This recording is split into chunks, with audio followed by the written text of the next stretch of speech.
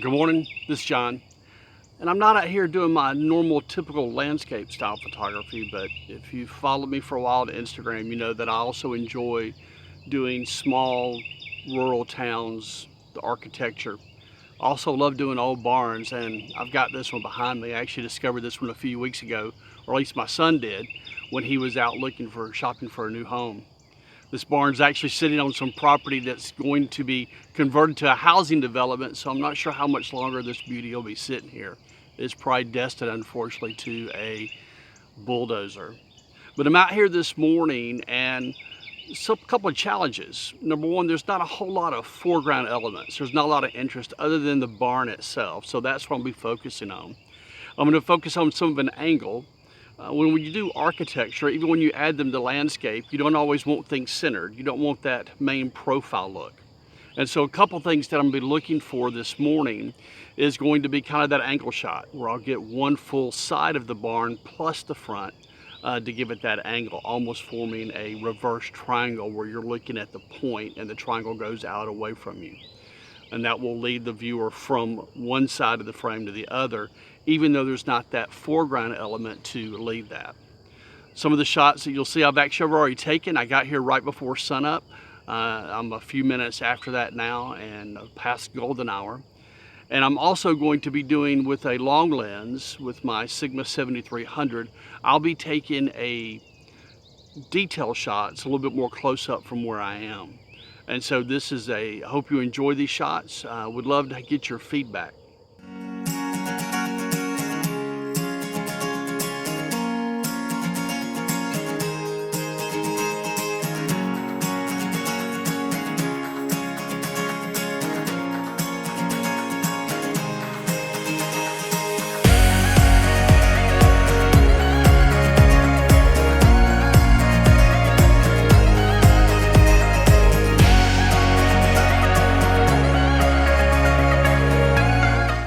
Now I've moved over towards more of the center of the barn.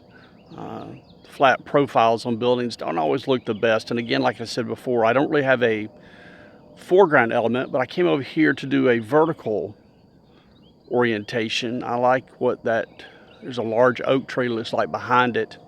And I'll see if I can show up there. I like the way those limbs look. So I'm not sure if it might come out, add a little extra element to the frame of the front of the barn.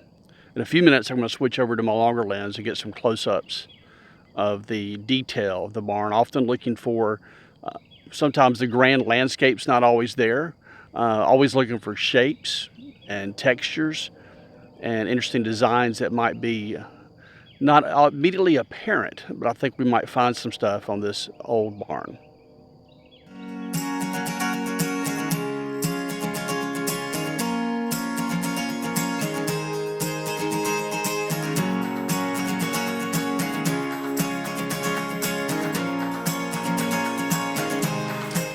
So I've got the long lens on now, and like I said before, I'm trying to get some close-ups of just the upper window and that tree on the right in a detail shot.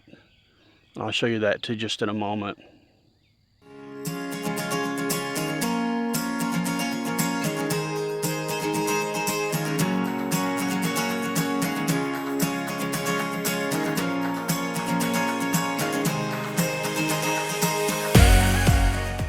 Well, that's going to wrap up this first video of mine for YouTube.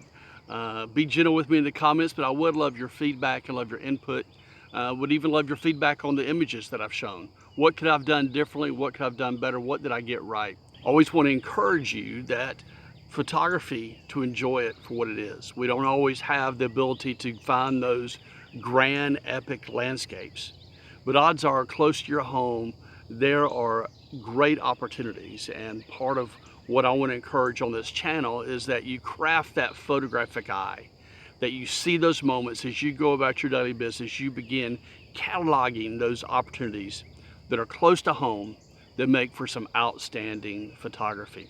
Also, leave me a comment and let me know how I did. Leave me your Instagram channel. I'd love to connect with you on Instagram. If you found this video helpful, please be sure and give it a thumbs up. That really helps my channel out, especially since I'm new.